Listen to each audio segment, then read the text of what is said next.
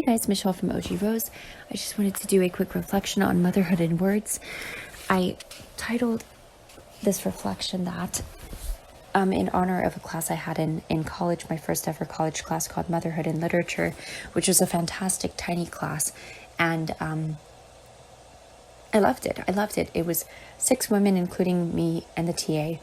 And there was a seventh. There was a guy on the first day, but I guess we scared him off, so he didn't join us for the next class. Anyways, it was an 8 a.m. class. I thought that would be not feel early because you have to get to high school at 7:30. But gee, it felt like such an early class when I was in college. But I stuck with it, and it was fantastic. Opened up my mind tremendously to the power of literature, and the power of exploration and not only exploration, but also applicability and resonance that one can have with literature, and that literature has for one's own self and life, because of the conversations that were had in the class, the reading of the novels that we did together, the interpretations and questions that people would bring to the table that were so informed by these girls' backgrounds and their own worlds. It was so cool to me that I never knew what somebody was going to say, but it like would have a flavor. Like, one girl came from a very rural area, and farming area, so I loved how she kind of had this sort of agrarian flavor to a lot of the things she would bring up, and that brought such a cool life to the text. Or one of my other classmates, she was very she was from a city and really had a heart for justice. So I love the way that she would bring that sort of flavor to the conversation, and it really illuminated these texts in such brilliant ways. And yeah, it really made such a big impact on me that it really made me move in the direction of studying the humanities when I was going to be in the pre-med direction. Because at the end of high school, I was tremendously interested in the question of how viruses on a biochemical level, actually proliferate. So I was interested in the biochemical process of viral proliferation. That's what I was really interested in at the end of high school, because I really loved biology, and that was where my questions were, and my thoughts, and sort of my positive what ifs, like what if this could be done, maybe we could do this. Anyway, so I had some major interest there. My dad's an organic chemist, and so science definitely always was a very alive topic for me because of my dad and the way he would talk about the sciences and his own relationship to the water purification world. And so yeah, I was always really fascinated in that. And my mom, on the other hand, is much more of the humanities element to our family picture, where she was always reading a book, and she studied social work in her college years. So yeah, it was a wonderful blend of both, like the bothness there. So I definitely, in some ways, could have gone either way or the other, or maybe both. But it did end up going in the direction of the humanities in college. Maybe also because I just loved the small class structure, and the big, huge chemistry class and genetics class with their test structure. It just really made it feel like a barrier to entry to what I really wanted to be studying, to be honest. On the virology line of thinking, of that being where my interest that's really where my interest was. But there were no ways to just start out doing that or studying that. Now maybe at this point in time, you could just start looking this stuff up on YouTube, honestly, for my burning questions I had. But anyways, all this to say, the reason why I am even talking with you all actually has a lot to do with this motherhood and literature class, because it really opened my heart to the value of humanities, literature, writing, and I also met Daniel in my first year of college, and that combination, which was just amazing to meet Daniel, and the combination of meeting him and having this class really opened my eyes to really the philosophical questions of what it means to be human. I wouldn't say that I knew it to be such at the time. Like, I wouldn't call it philosophical at the time. You know, it was just like the burning questions of what it means to be human. And you know, Daniel wasn't even studying explicitly philosophy that particular semester, but he was clearly well versed and was doing some sort of studying somewhere, probably in a closet somewhere. I know, but it really, he really broadened my appreciation and interest, you know, to economics and you know, government and metaphysics and things like this. Though again, at the time, I don't know that I probably didn't even know how to use metaphysics correctly at the time. But yeah, so it really made me see something valuable, very, very valuable in words and in literature and in stories. And this reflection is related to the wonderful month we've been having at Philosophy Portal on the art of storytelling.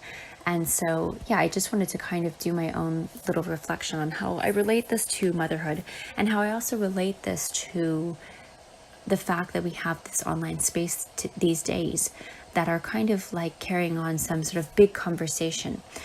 And what I think is particularly unique and exciting for mothers these days, like myself, because I'm a mother of 4 children, is that it allows mothers to be able to participate in such a discourse. And I'm grateful for that. And I think it can't be understated that mothers showing up in these spaces is important, and it can be done. Because if these were all relegated still to the universities and the institutions, you really would have a much harder time. You know, you sort of feel like you have to choose one way or the other, to be at home with your kids or to be in the institution pursuing your, whatever it is, your PhD or your thesis or your thesis or your career there and your work there.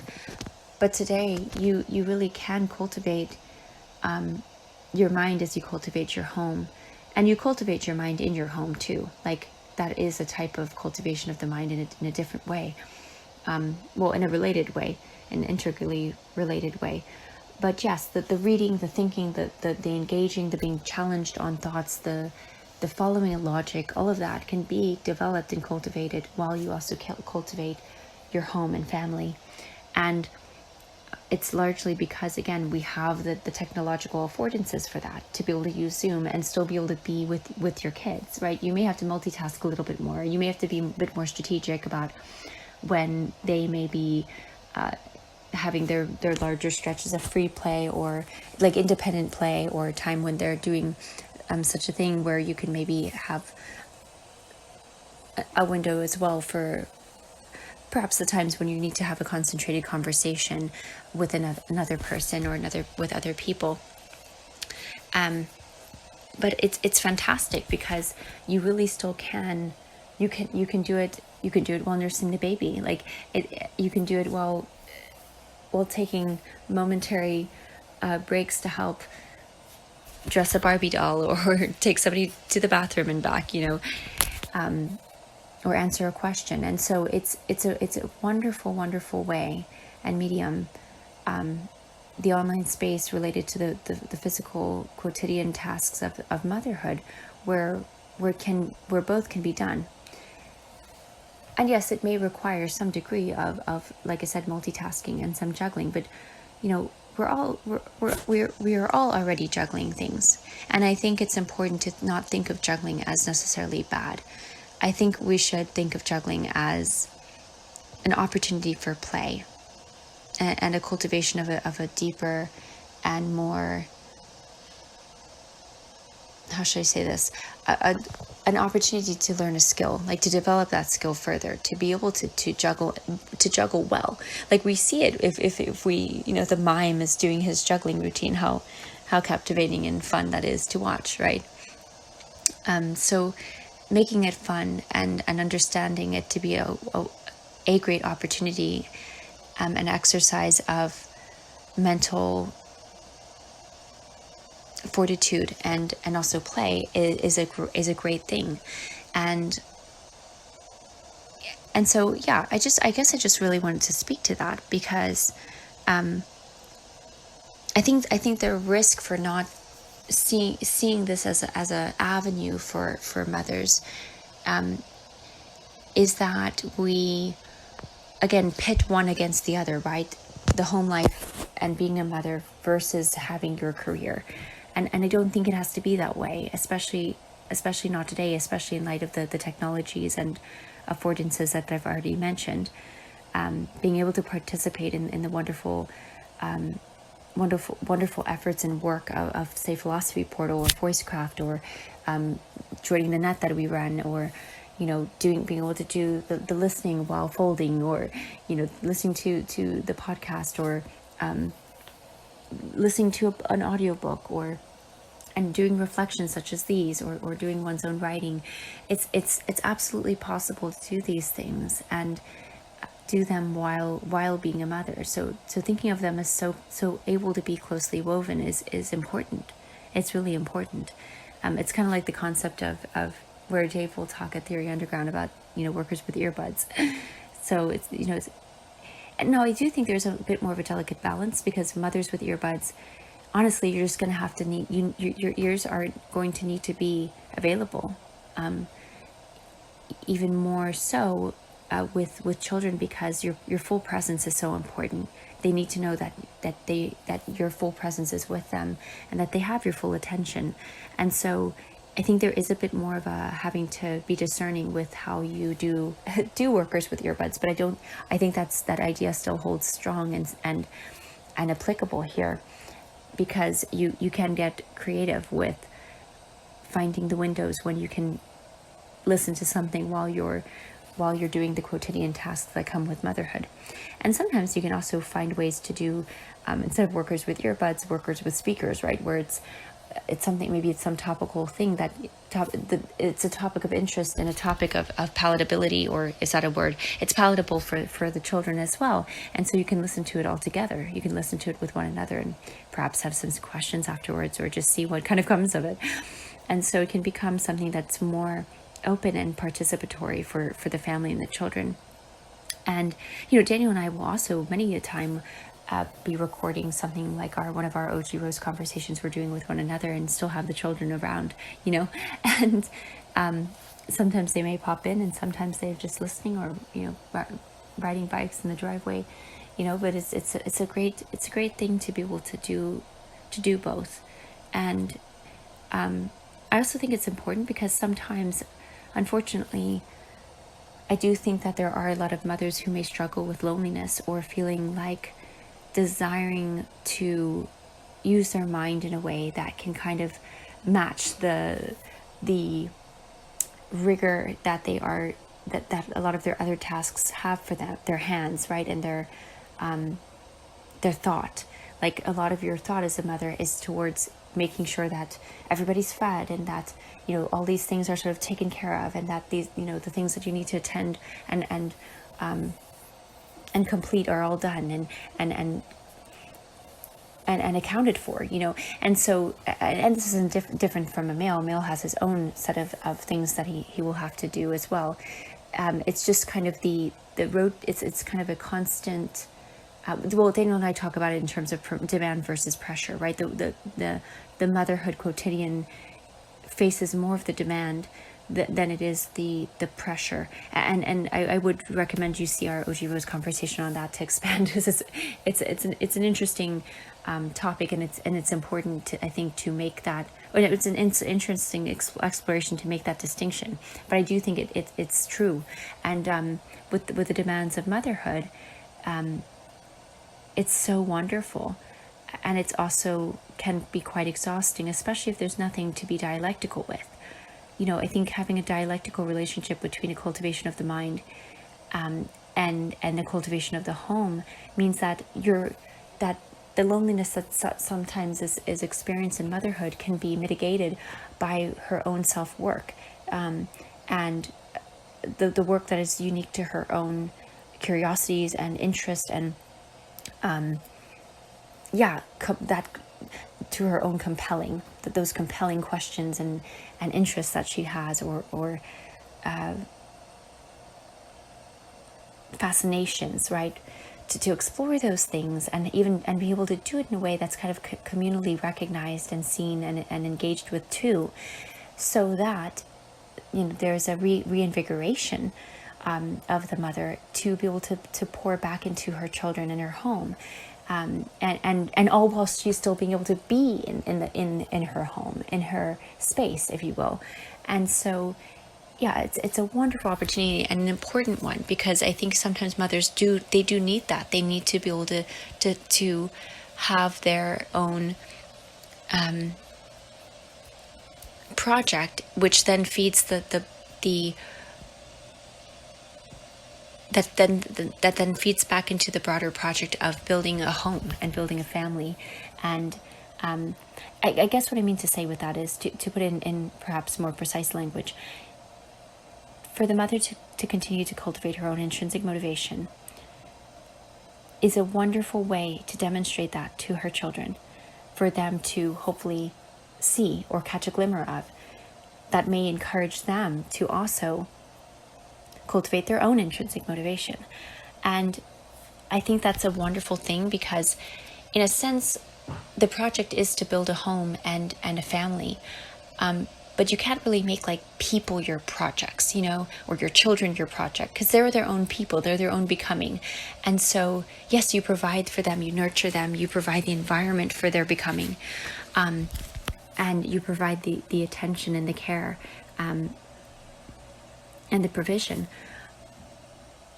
Nevertheless, their own cultivation of intrinsic motivation is only theirs. It can only be theirs to do, just like the mother can only be, it is up to her, and only can she do that work. And I think that the spaces today of the online communities and the online forums, that has a connotation of Reddit, but like the online spaces really open up an opportunity for the mother to do such an intrinsically motivated work, while she's able to still be completely in her motherhood, in her quotidian tasks, in her quotidian presence with her children, and in her home and around her home and in her garden, and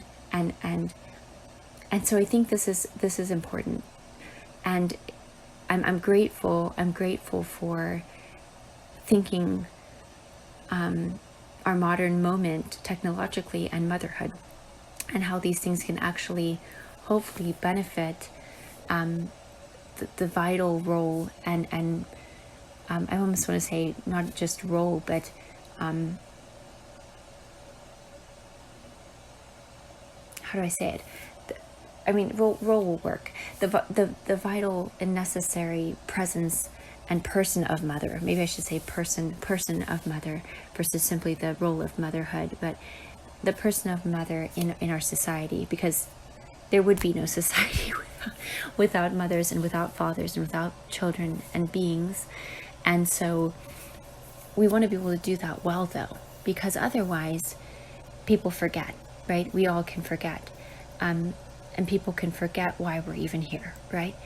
And it's so important, I think, to reanimate that sense of our existence and affirmation of that, and the beauty of existence in being able to cultivate our own intrinsic motivations. And I think the mother has a unique responsibility and also opportunity to do so, and have that be an enriching experience for the sake of herself and her family, because they're so related that I don't want to say they're exactly one and the same, but they are so inextricably related that it's important to understand how